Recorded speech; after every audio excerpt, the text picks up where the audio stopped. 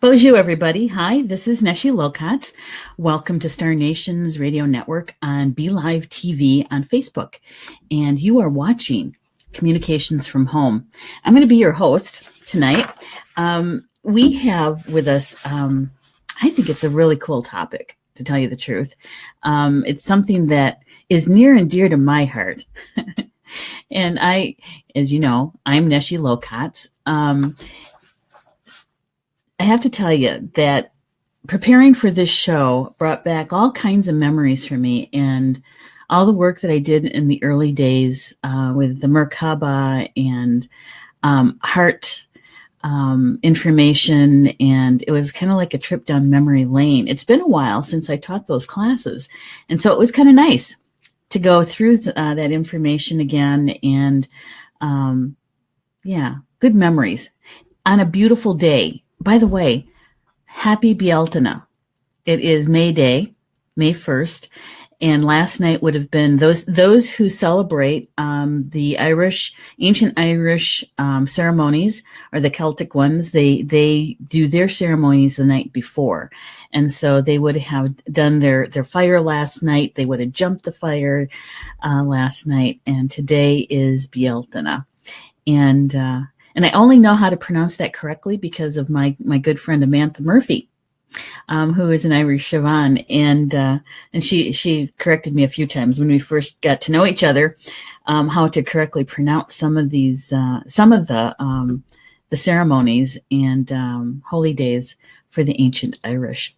So here in Toma, it was a beautiful day. We actually got up to 75 degrees. Yay. And it was above freezing this morning. That's a double yay. And I think we're finally broken free of winter and into spring, and actually kind of maybe even into early summer. Who knows? Weather is kind of tricky these days. You just don't know how to dress. So tonight is Tuesday, May 1st, and my guest tonight has been on the show before a few times. And we have known each other for a few years. And I have to say that when Eddie and I have chats, when we do our Skype chats or something like that, it's always fun, number one. But number two, we always have really interesting, deep spiritual kind of conversations. And the topic tonight actually came from his articles, because he's a contributing writer for Star Nations magazine. And he's been writing about the heart in the last couple of issues. And in the May issue, he continues with that theme.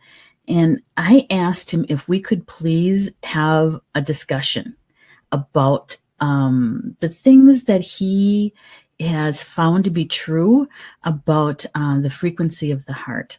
But let me tell you, for those who may not know Eddie, okay, let me tell you a little bit about him. Eddie actually grew up in the countryside of America, and I happen to know it was right here in Wisconsin. And he was, at that time, he was really seeking. He was a deep and infinite wisdom, spiritual presence. That's what he was looking for. And he found comfort with the presence, consciousness, and awareness of nature in the spirit world, even more so than with human beings. And, most of us can kind of relate to that, right? Eddie is a spiritual teacher, a story weaver. He really is. And a healing guide of deep, infinite spiritual presence, shamanic healing and wisdom with peace through stillness, grace, and love. He embodies a spiritual foundation of living from the origin of love, nature wisdom, soul enlightenment, and the infinite source of consciousness. And Eddie comes to us from California, and so it's 2 hours difference. And so let's bring him on. And you know what? I'm going to bring him on, but I also need to ask you guys to, if you would, please share and like the broadcast, okay? And hi, Eddie. Hello. Hi. I was just asking our audience if they could please like and share the show. Even if you share it just with one friend that you might think would benefit from the information that we're going to be talking about tonight, and that is about the frequency of our heart, our spiritual heart. And so why don't you guys go ahead and do that and share. And Cindy's with us. Hi, Cindy. Thanks for being with us tonight. We appreciate that. So, Eddie. Well, first of all, I want to say it's warmer where you are than here. Wow. Well, really cold weather, and we're right on the ocean, so you get that nice ocean air. But when it's cold, it's really cold. Oh my gosh! Wow. No snow, but yeah. Thank goodness, huh? Yeah. We want to thank everybody in the audience who's watching us tonight and those who will be watching the recorded show. And I want to share something with you, Eddie, that I haven't shared with anybody yet. Awesome. I've been working pretty hard, diligent, with our shows and how to share them. And today we can share it through SoundCloud. Wow. SoundCloud, yes. And so it's been kind of a fun couple of days trying to get everything kind of to work together. And so for those who like to follow our shows and just like to do the audio piece, they can find us at SoundCloud under Star Nation's radio network. And yeah, so very cool, I think. I was a happy camper this afternoon. Yeah, I can imagine. When you're working with electronics and internet and all that stuff, it can be kind of frustrating sometimes. Yeah. And so with this afternoon, when it all kind of came together, I was very happy. And there was joy in my heart. Well, that's what we're going to be talking about tonight, right? Is our heart. And when we talk about our heart in a shamanic way, it's not just our physical heart, but it's also our soul, our spirit. Is that correct? Right. Yeah. Just kind of it just really expands it. So it allows us to look at that shared space, really expand into illumination. So that's always a powerful thing. Yeah. Well, let's expand on that a little bit. Let's look at from your perspective and your understanding about the heart and the frequency of the heart and that in-between place that you talk about, because I think it's important to help our audience to understand the kind of like the basics of what we're going to be talking about. Yeah, I think a lot of people are familiar in some ways with the sacred space of the heart, which is really the illumination. I always call that I call it the inner sanctuary because it's really where we can be our truest self. And that's where we get that soul connection, where all what I call the streamlined portals from different pieces of our alignment, but it's that one shared space. So the nice thing about the sacred space or the inner sanctuary is that it's your space. And it's where your deepest feeling. And so sometimes when we go into that, and that's really what a lot of my teachings are about, is to go and teach people how to arrive at that space and just practice being in it. So that practice for me is more about the becoming, actually being that space, being that frequency, because it's where you feel the most expansive. Right. You're out of that control piece of the thinking mind, the ego and the separate self and all those good things. So it allows you to be your truest self. And so sometimes that can be scary because we're using this humanness and the density that's controlling through the ego and the separate self and even that little density space in between that. So it allows us just to, and the best practice with it is just to be still. Because the heart is still. It's not this busy, fill space. Right. Expansion space where we can just be. And it just allows us, but the best practice for it is the silent language, because that is the language of the heart. Right. So, Yes. yeah. Yeah. See, it's that kind of stuff that I just get so excited about and happy about because it's describing it in that way. Um, we really don't talk about it that in that manner most times. Right. And there is a group of people. There's some people who, when you say that, they really understand it, right? Yeah. And I started studying the Merkaba through, Drunvalo's work and all of that back in the early 2000s. And he was talking about the Koge Mamos and the language of the heart. It's the silent language of the heart. It has no words, Right. which means it's difficult sometimes to explain what it is so people get the gist of what you're talking about. Yeah. And it's that stillness, I think, that kind of brings it all together. Yeah. Yeah. So it's being able to, well, I always call it activate or initiate that space through the practice. Mm-hmm. But the important thing, and this gets kind of detailed, but it's the difference between thinking you're in the space of the heart or in the silence and actually being in it. Mm-hmm. So if you can really feel that essence, and Mm-hmm. that's compassion, and we get into infinite love is what I call it, creation love versus human love. Yes.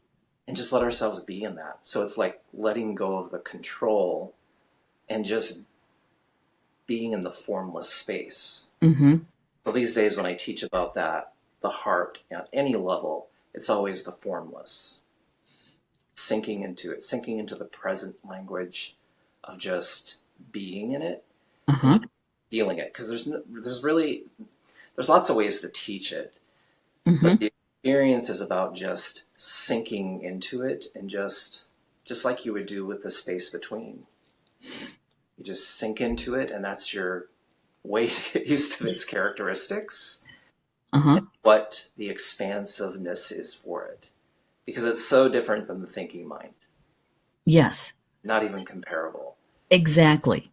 Exactly. Um, when we're in we call it the sacred space or the tiny space, because there's two. There's the sacred space, which is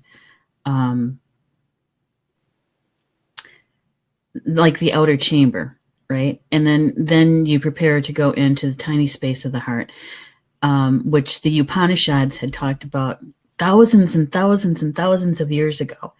And in that tiny space is the space that I think that what you're talking about, it's just different words, Yeah. but it's the same place. Is that tiny space is where we're connected to the entire universe. And when your frequency, your vibration has to be about love. That's the key. Yes. And that's the key. And you're right. There's when many people think that they're in their heart, but they're really only in their mind. Right. Right. And so it's that journey. And this is where I got the shamanic thing, the medicine person thing, the traveling, the soul traveling is to be able to, your soul self. As I'm saying this, the thunder beans are going over. Perfect. Perfect timing.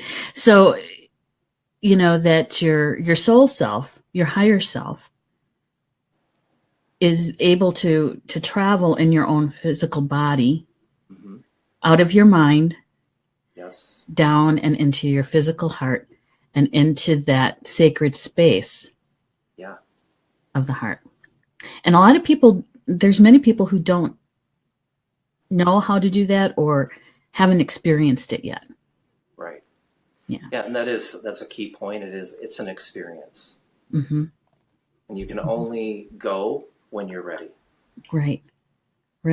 And you can teach it, you can demonstrate it, but until you are ready to arrive, Mm-hmm. it can't happen. Right.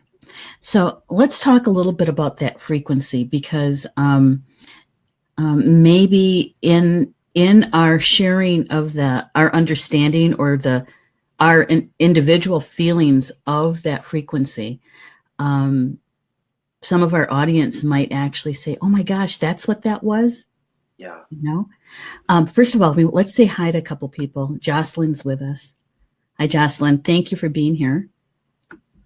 And also Connie. Connie's in the house. She's one of our elders here at Star Nations. Thank you for being here with us, Connie. We appreciate it. That frequency.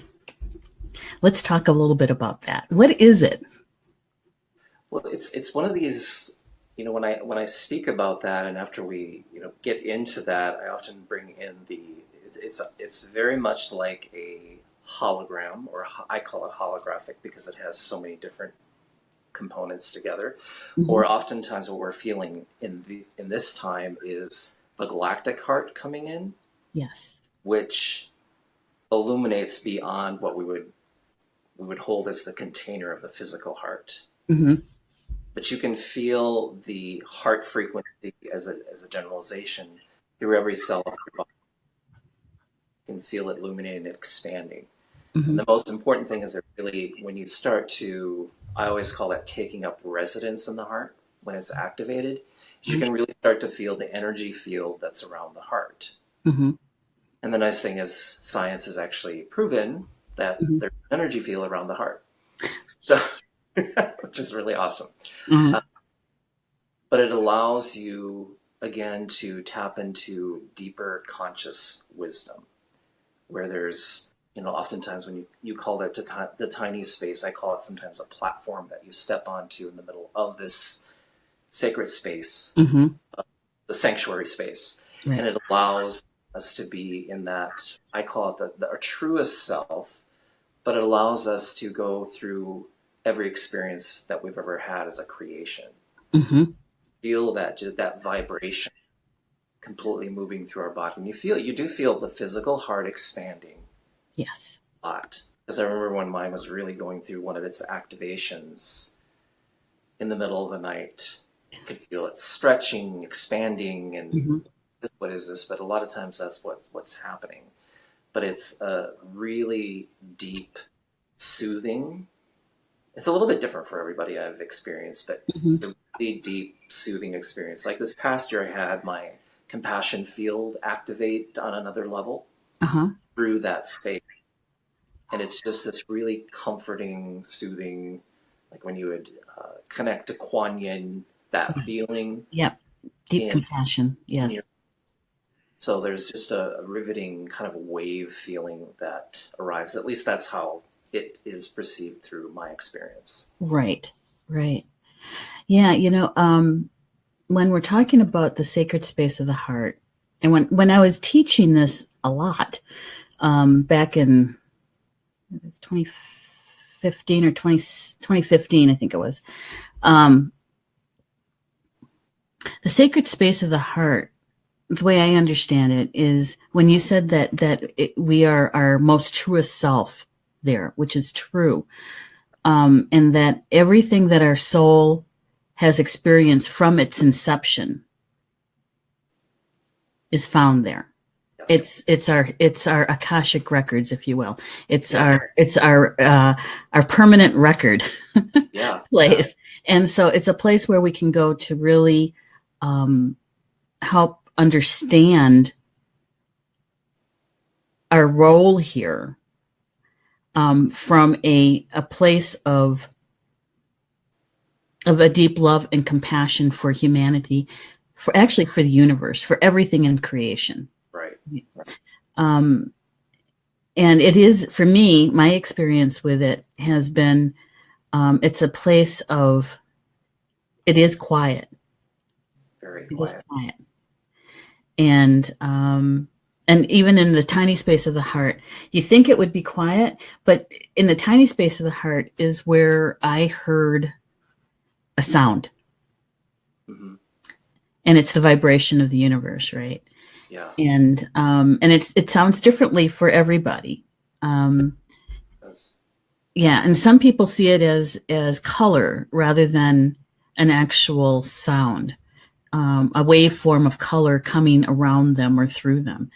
And a lot of people would ask me, Eddie, is that, well, how can you really tell that you're really there and it's just not your mind? Oh, yes. And that's a really good question. It really is. For me, the difference between using your imagination from your mind is that time doesn't stop. Right. There, when you're in the sacred space, in the tiny space of your heart, there is no human measurement of time and space. Right. And so when you're in that place, for me, it was pure joy. Yeah. Pure joy. And I explained it to one of my students one time, is that if you think about a time in your life and something that you just love to do, you just love it. And when you're in it and you're whether he was a drummer, a rock drummer, not a shamanic drummer. when you're drumming, how do you feel?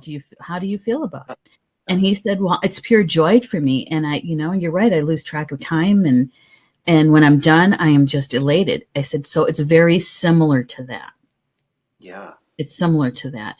The feeling, I said, go to the emotion rather than the construct of trying to think of it from a logical point of view. Right. Right. Go to the emotion. Because that space, the thinking mind doesn't know what to do with it. It really can't describe it. I mean, it's in many ways, it's hard to explain that Mm-hmm. on a physical plane because there's no way to describe it. Right. Other than, what we're doing here.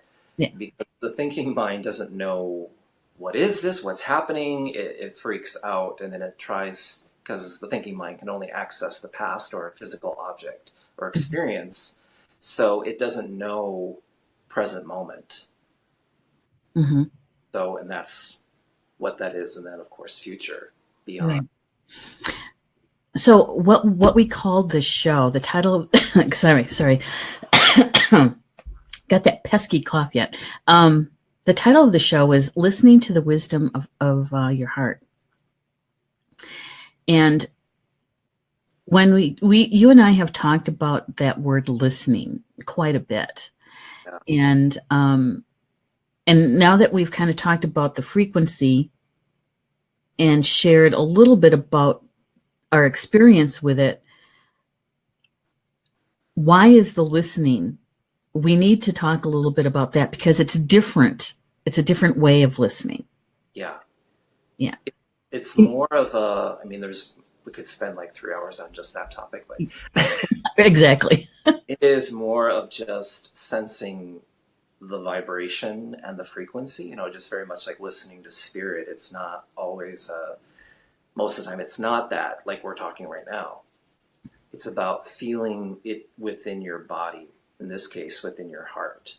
So you feel that real still frequency moving in. And as that frequency starts to move into the silent language of the heart, the wisdom starts to unfold in many different ways, just like when we would connect to spirit, but it's very subtle but deep. Mm-hmm. Where when you're listening to the thinking mind, it gives you its answer and why it's giving you that answer and the sub reason why it's giving you the answer. And the heart is just quick because that's authentic. Yeah. Yeah. But it's more about just letting the frequency drop in or melt into that frequency or sink into that frequency. Mm-hmm. So it's about the practice before that is really about surrendering the control. And therein lies the mind. Yes.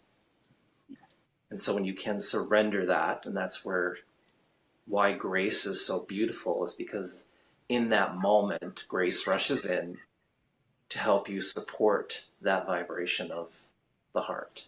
Mm-hmm. And helps us to open up to that experience and just be vulnerable and just sink into it. Mm-hmm. For whatever that experience is. Right. Right. Right. Right. So if you could think back, remember, which is part of what goes on in the sacred space of the heart and in that tiny Yeah. space is it holds all of the memories, right? And so many times, because we say it all the time, your soul already knows, Yes. right?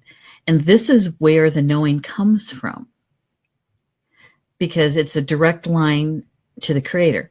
It's it, when you go through the mind is when we go through all of the what ifs and the could be's, and and you have to get it authenticated and verified and Yeah. resourced, and you have to go through a lot Yes. to get to the point of knowing. Yes. And when you're in the heart, it's the place that has all of our memories. Yeah. And so um if you could share with us, what was that like for you in your very first experience when you realized, I'm in a very different place? Where is this place? What is it? Do you remember that experience, that first time? Well, part of it for me is I was born with a lot of the heart stuff, but what you're describing, probably when I was really starting to what I call re-awake, because I fell asleep for a while through my 20s to about 26. Or probably right around 30, 29, 30, I started to have heart palpitations. So I thought I was going crazy. And so it was my heart expanding. And so, because I didn't have any training on this other than my conversations with spirit. Mm-hmm. And so I just had to be still with it. So it helped me to redefine, I'm not here to be in fear. I'm not here to think. I'm not here to be ego. So in that moment of just being still with those heart palpitations and just sinking into it and just letting it pass, the wisdom unfolded. Mm-hmm. But it was almost for me, it was a deep pulling me deeper into that space of the heart. Mm-hmm. And then I had another, and then you go through different phases. When I was living in Phoenix yet, I had my vocal frequency dropped into my heart. So, and you see that a lot with people, they have a great speaking voice, but they speak from the throat Yes. and not the heart. Mm-hmm. Well, you can always tell somebody's trying to con you too, but that's another show. But I really felt that happen because I had again, that stretching of my heart Mm-hmm. from the inside. Mm-hmm. And then suddenly my voice changed at that point in my life. That was probably 7 years ago. Mm-hmm. And it just dropped. Mm-hmm. And then at that point right there is when I knew I moved into my heart. Yeah.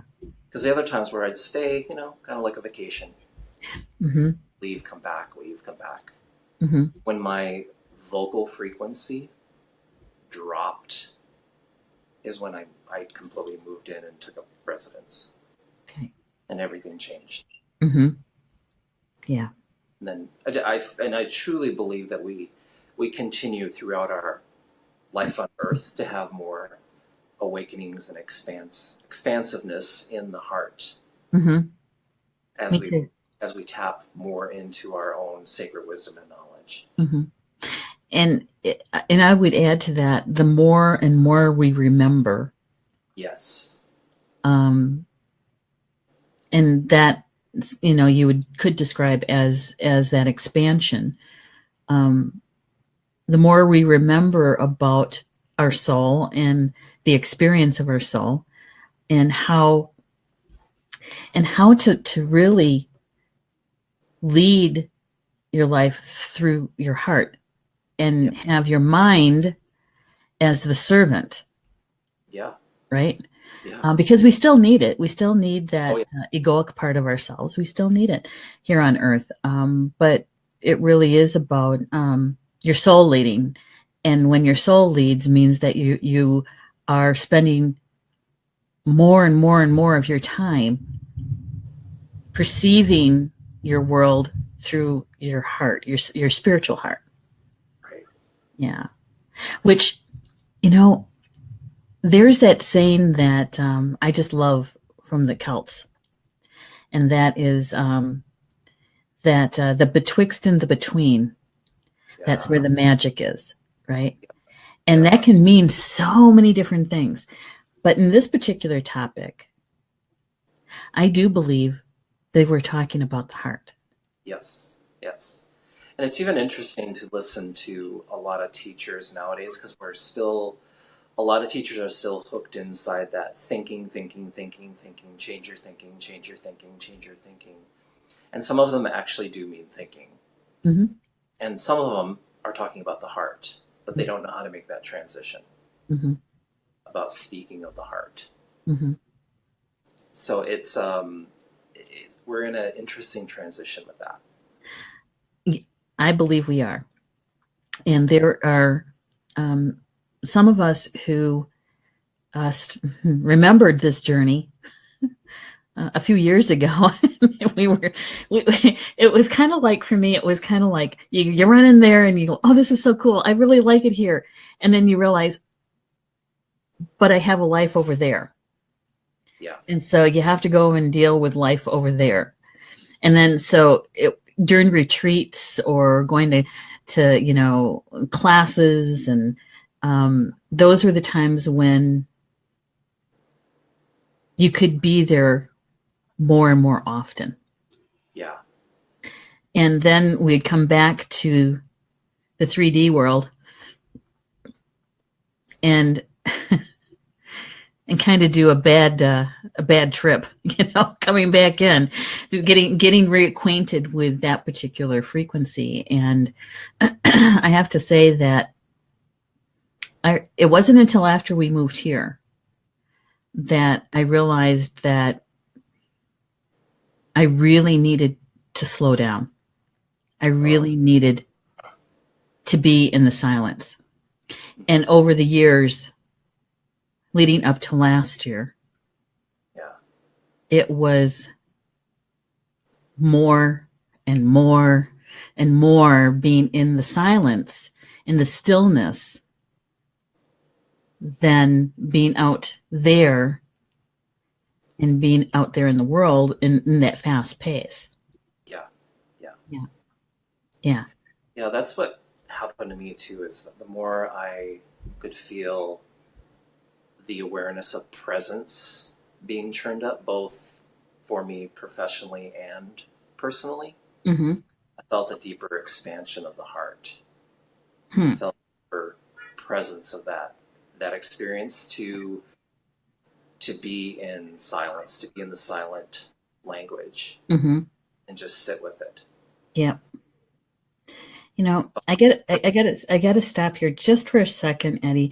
I'm going to ask Jocelyn or Cindy if you could do me a favor and share this to the closed group, the radio show and magazine closed group. I thought I did that, and I don't think I did. So I'm having a little issue with my phone, is what I'm trying to say. So if you could help us out, to either one of you ladies, Jocelyn or Cindy, if you could share the show over to the closed group, I really would appreciate it. I thought I did that, but it didn't. Something happened. All right, so sorry about that.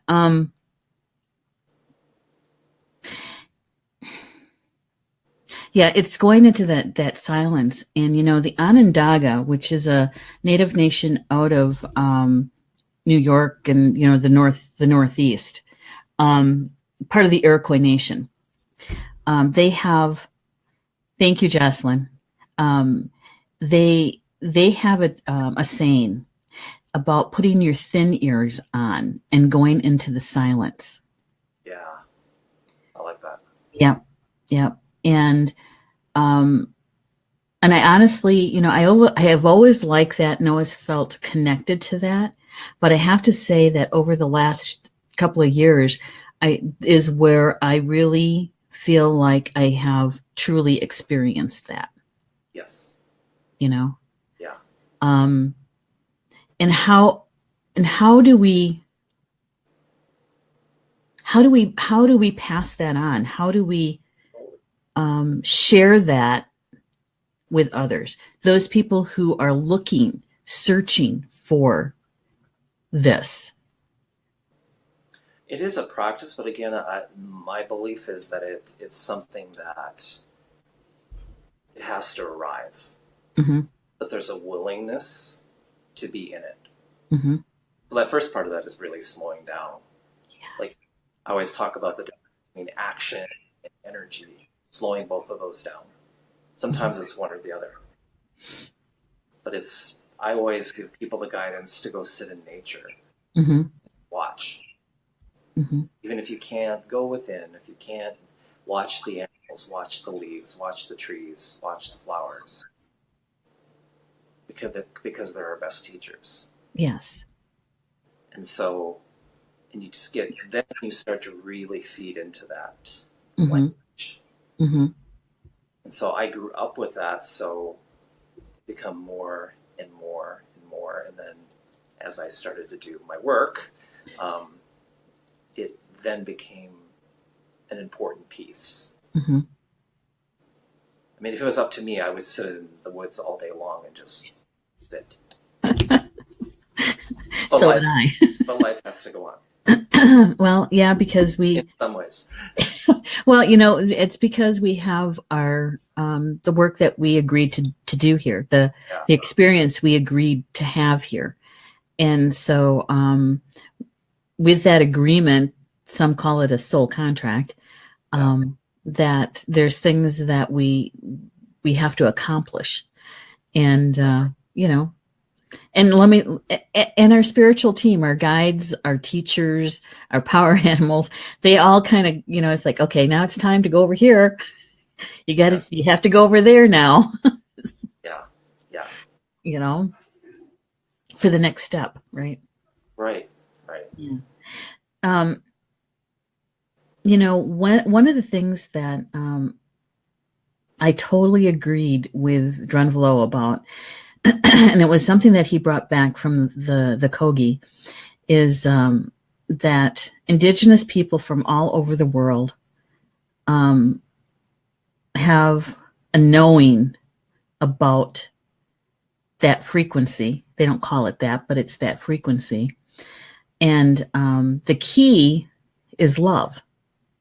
Mm-hmm. And it's the love that Grandmother Earth has for us and Grandfather Sky has for us and what they have for each other.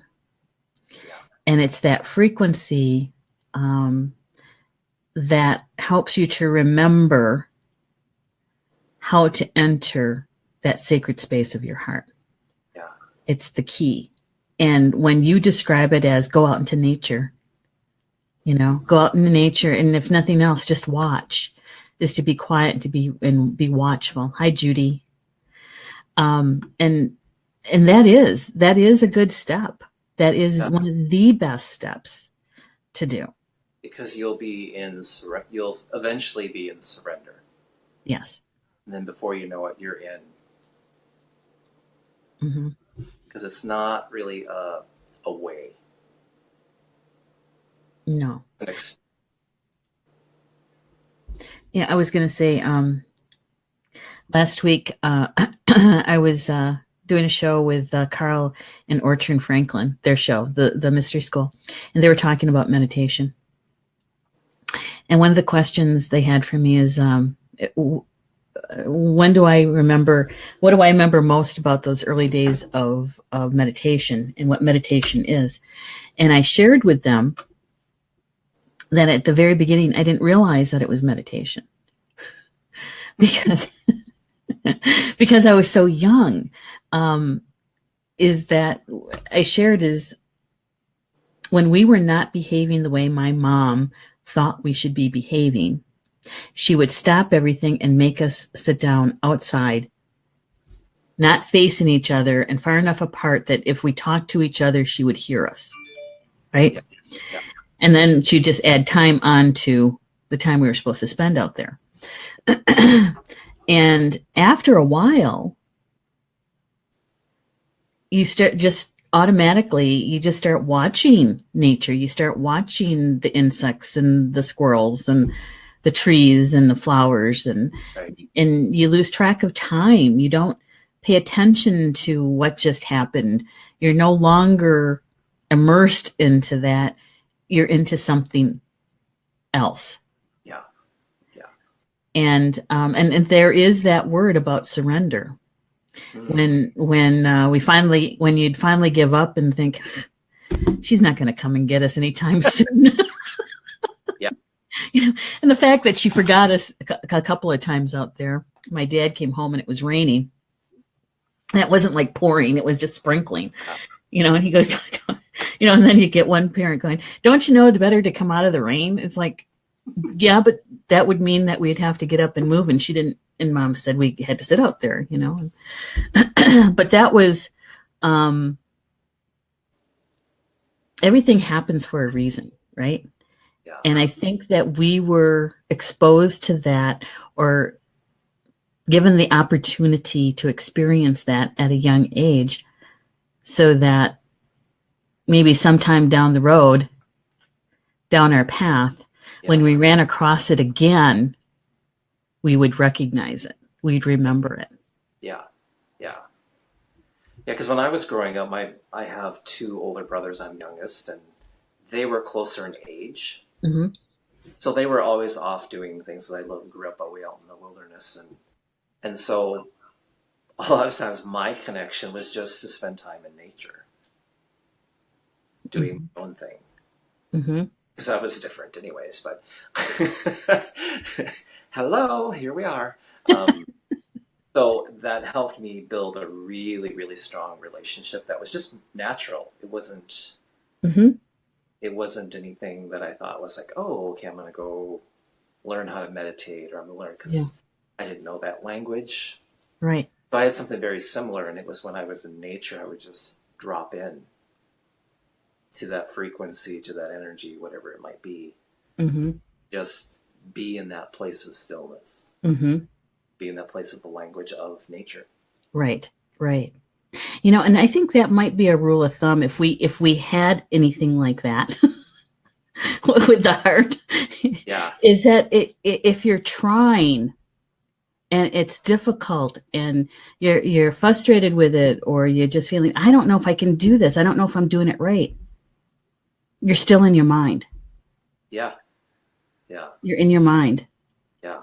And as long as you recognize that and you say, okay, I'm in my mind. So, is your intention is to get out of your mind, Yeah. is to leave that part of you, so that you can go into your heart.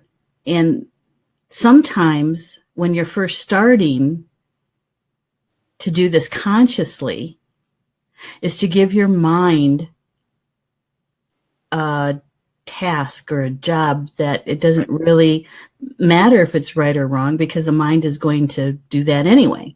So whether it's counting your breaths, or for me, is the mundane, is ironing or washing dishes, is or some people do this while they're knitting or crocheting, or my mom does it when she's doing beadwork or embroidery. It's something that gives the mind a task. Yeah. And that way you are able to access that other frequency through the heart, because the mind is busy. Yep. I don't know. How do you feel about that? Yeah. I feel like in the beginning you can do that, and sometimes maybe you have to do that throughout. It just depends on. I think each person is an individual with that. Mm-hmm. But I feel like once you get to a certain place with that, you don't really need to do that. Nope.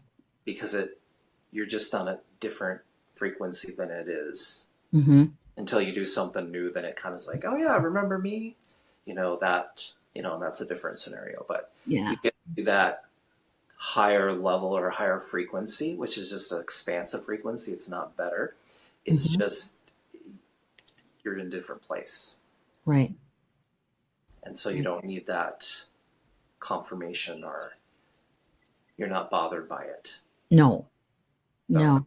And you don't, you get to a point where you don't even need to try to describe it anymore. It's just that you're there. right, right. Yeah. The only time that we have to sit down and do the description is when you're teaching about it and you're trying to explain it to somebody, which is, it's a good thing. It's a good thing. But yet, like, you're right. The experience is different for everyone. There's not a template. There's not a pattern that you can follow. You're going to perceive it the way that your soul wants you to perceive it. Yeah. Well, I always tell people with all this work, just get rid of the how and the why. Mm-hmm. Because that just gets in your way. Mm-hmm. Like you said earlier, that's thinking. It's thinking. Yeah, if it's feeling like, it's real work, then you really are in your mind. Yeah. Yeah. Because then you get into steps and systems, and that may not work for you. Mm-hmm. So it's about, and again, that's the control piece. Yes. And that's the mind. Yes. And I think that the way the Creator made us, the royal us, everything, I think that how things unfold for each of us, called our life, how it unfolds, and the experience that are brought to us to experience, helps us to get to this place if we're willing to acknowledge it, right, recognize it. Because I'm just thinking, I just did, Saturn just went through last year through my sun sign, which is the ego. mm-hmm. And I don't know, I honestly, astrology is not my forte. It's not one of my allies. I go to people who has astrology as an ally to help me understand it. And the way Julie described it to me is that, and she's explained it to me, and I told her, I said, I swear to you, on more than 3 occasions, I said to Paul, I feel like my ego is disintegrating. Mm-hmm. And because we're so used to living our lives through that part of us, that it was shocking. It was trauma and drama. Yes. Which I don't like drama, but I was doing drama for a while. And so even with that experience, I think that it's all created so that we get to the point of being able to go through the surrender, to experience the surrender on all of the levels of our bodies, the mental, the emotional, the physical, and the spiritual. Yeah, that's an important piece. I mean, that's a big piece of the journey. Mm-hmm. Being able to recognize that and recognize that it's happening, mm-hmm. and where you have come from. Yeah. Going forward, that's the evaluation piece for yourself. Mm-hmm. So being able to recognize that and just to be present with it. Well, I think that what you just said is very important, because when you use the word surrender in our society, in our culture, Western culture, a lot of people would have some issues with that word. It's about giving up, right? Yeah. And nobody likes to give up. And so, but it's not really meant in that way, because we're actually going towards something that is the real us, is the real you. Yeah. It's not something outside of yourself. It's not something that is just being created. It's you. It's always been you. Yeah. Yeah. Yeah, it's just that space of presence. We don't have to go to presence because it's always been there. Mm-hmm. So that connection of true nature is boom, Right. right there. Mm-hmm. You know, Eddie, I just when I'm gonna listen to the video back, right? Because I get the feeling like this is what conversations of the esoteric was like maybe 30 years ago.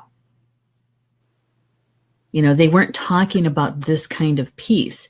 They were talking about using your clairs, you know, knowing what the clairs were, and working to be able to see with your third eye, and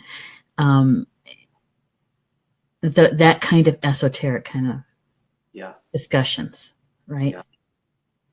This is again a very esoteric conversation that maybe some people would have a problem following or saying, what the hell are they talking about?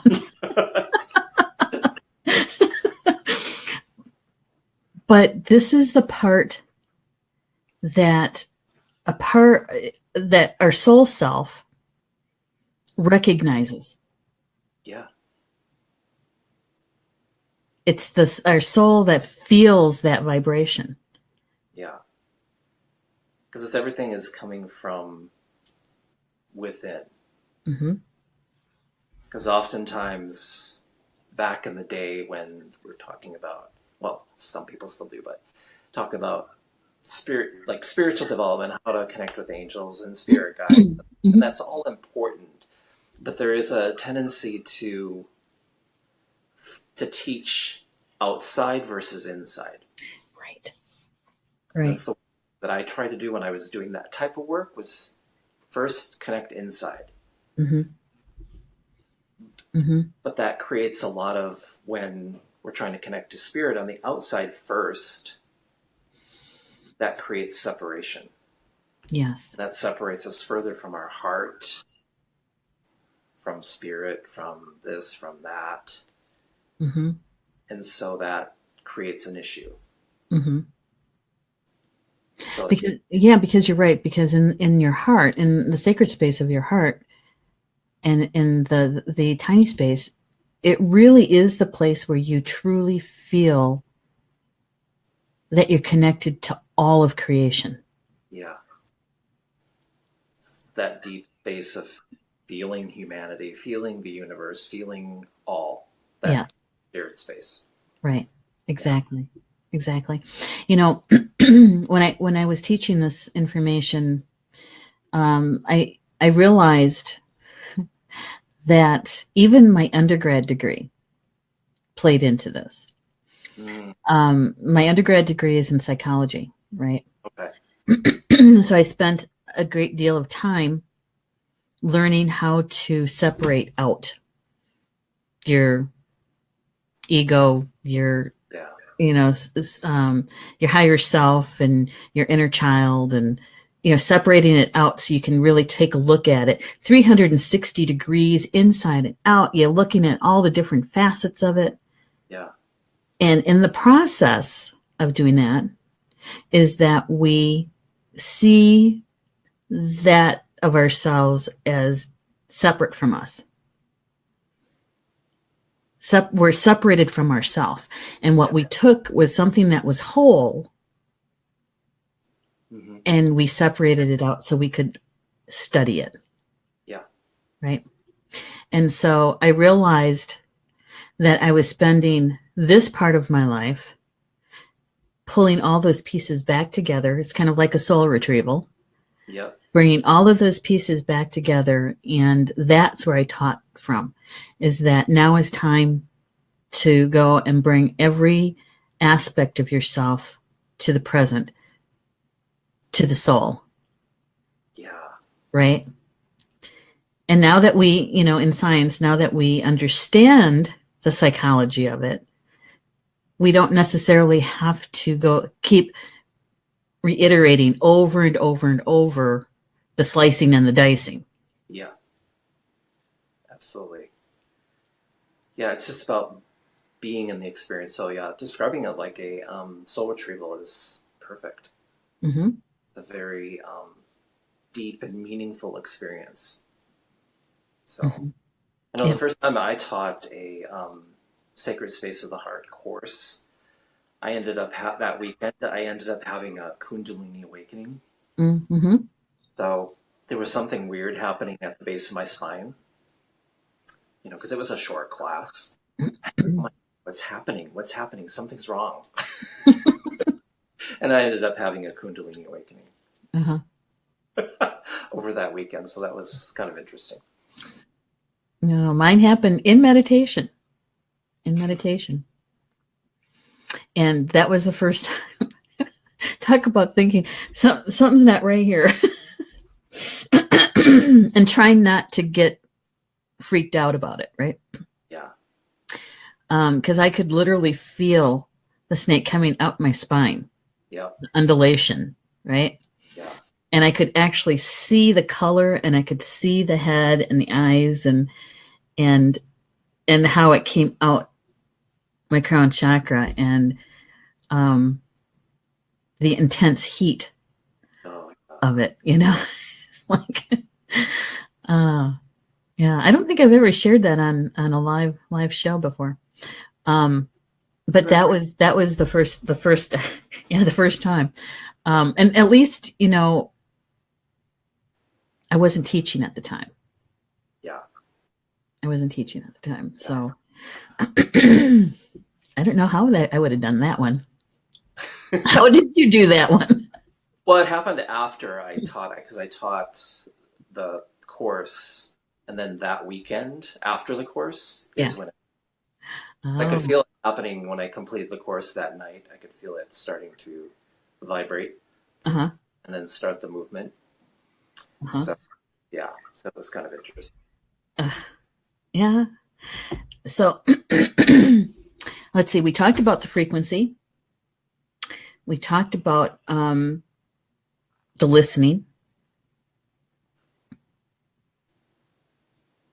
We talked about the in between.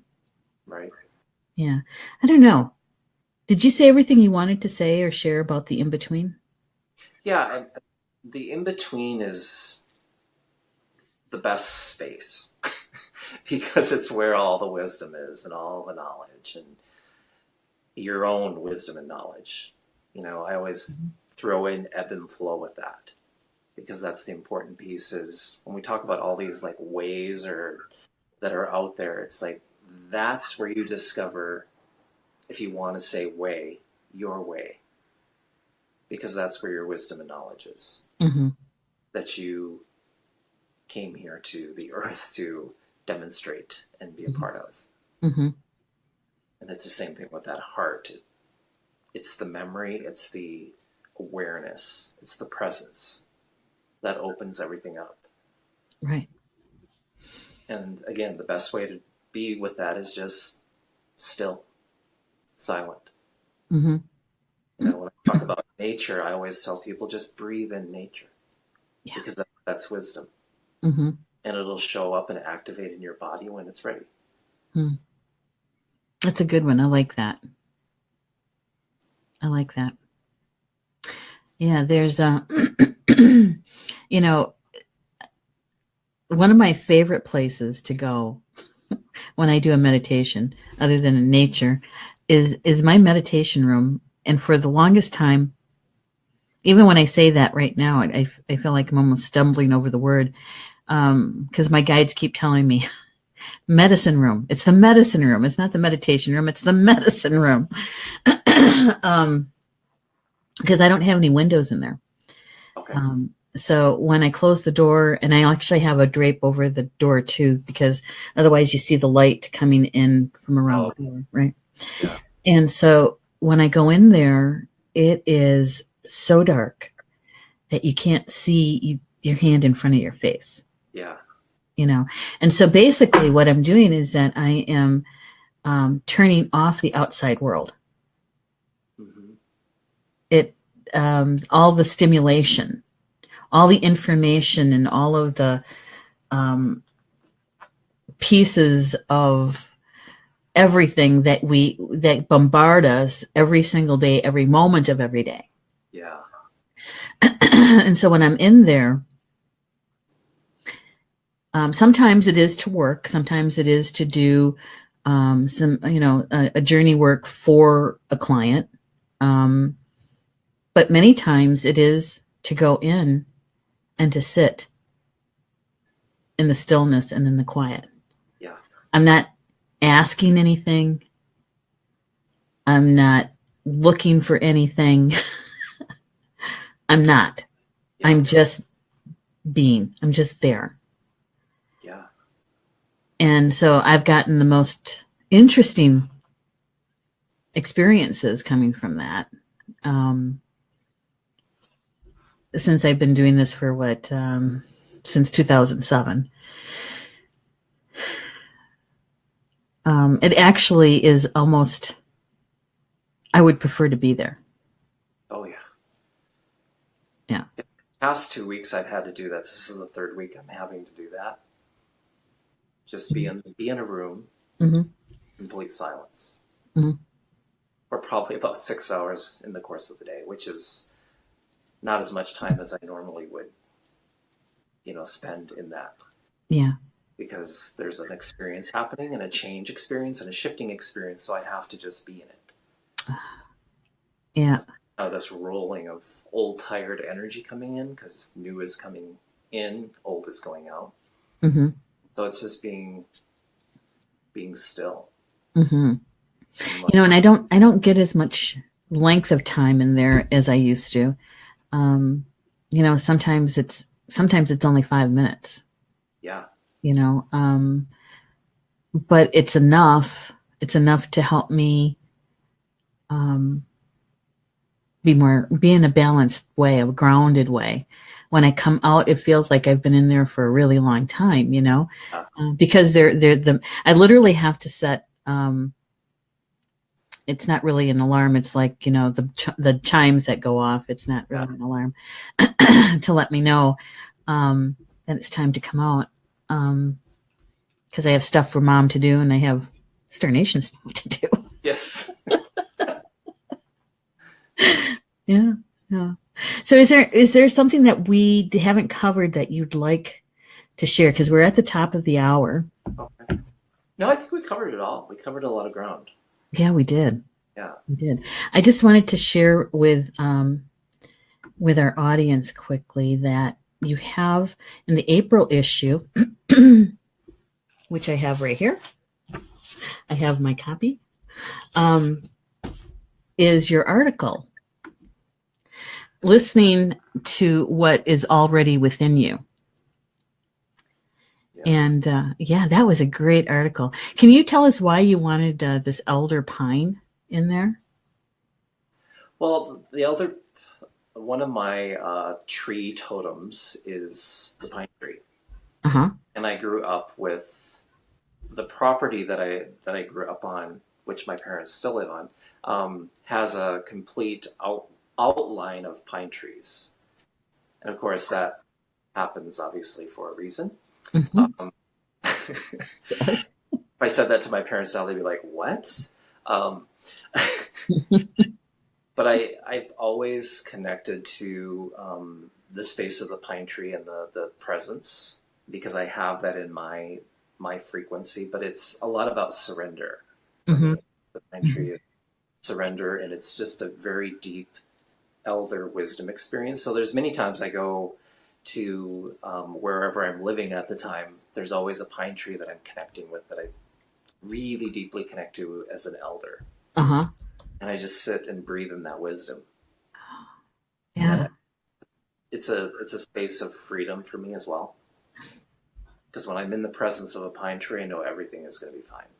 Oh, well, that's very sweet. It really is. In my world, pine trees, they actually are communicators. Yeah. Yeah. Just want to put in the comments how to get the magazine.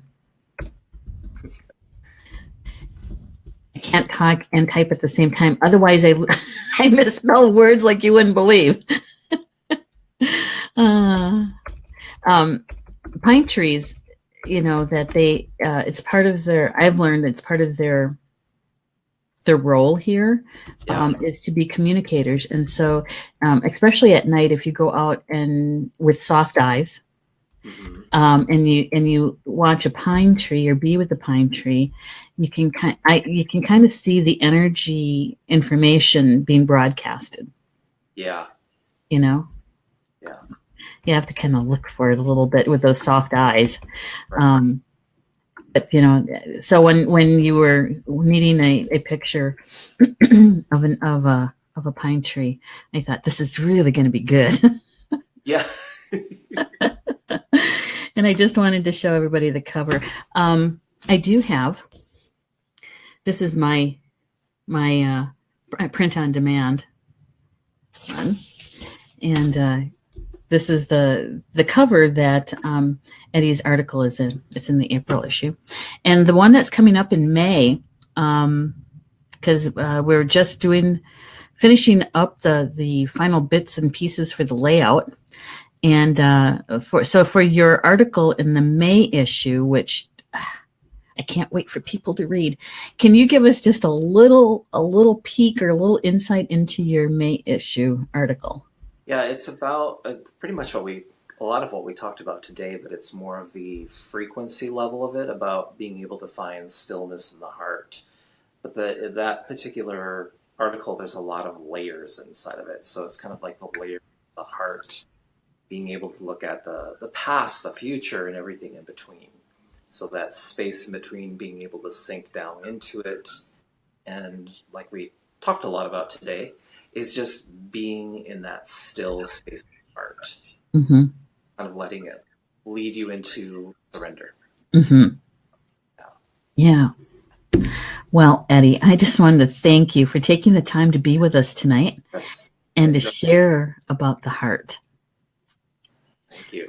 Yeah, and it's always fun to have these kind of conversations with you. Oh yeah, it always is. And talk about losing track of time. That we do that every single time. Of course.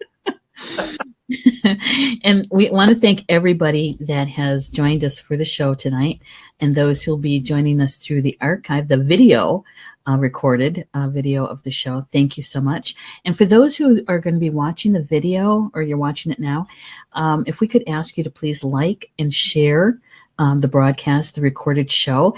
And the reason why we ask you to do that is so that others are going to be able to find the information a little bit easier, because social media out there's a lot of information, a lot of stuff out there, and if we can help somebody find it a little bit easier, we're just doing them a favor or being of service. Okay, so with that, enjoy the rest of your evening, and we'll see you next week for Star Nation's Communications from Home. Good night, everybody.